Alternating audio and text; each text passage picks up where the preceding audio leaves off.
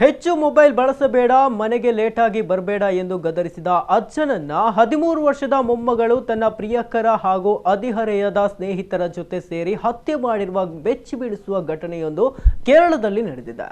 65 ವರ್ಷದ ಶಿವನ್ ಕುಟ್ಟಿ ಚೆಟ್ಟಿಯಾರ್ ಕೊಲೆಯಾದ ದುರ್ದೈವಿಯಾಗಿದ್ದು, ಕೃತ್ಯ ಎಸಗಿದ ಬಾಲಕಿ ಸೇರಿದಂತೆ 4ರನ್ನ ಪೊಲೀಸರು ಬಂಧಿಸಿದ್ದಾರೆ.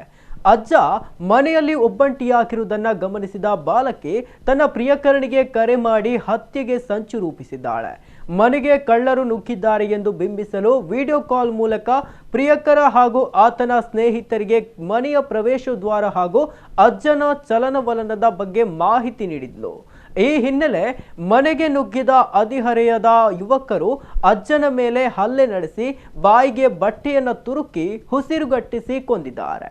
ಬಳಿಕ ಮನೆಯಲ್ಲಿದ್ದ ಚಿನ್ನಾಭರಣಗಳನ್ನು ದೋಚಿ ಪರಾರಿಯಾಗಿದ್ರು.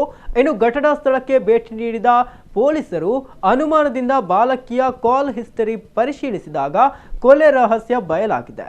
ದೋಚಿದ ಹಣದಲ್ಲಿ ಸ್ನೇಹಿತನ ಮದುವೆಗೆ ಉಡುಗೊರೆ ನೀಡಲು ಹಾಗೂ ವೈಯಕ್ತಿಕ ವೆಚ್ಚಕ್ಕೆ ಬಳಸಲು ಯೋಜಿಸಿದ್ದರು ಎಂಬುದು ಕೂಡ ತನಿಖೆಯಲ್ಲಿ ತಿಳಿದು ಬಂದಿದೆ.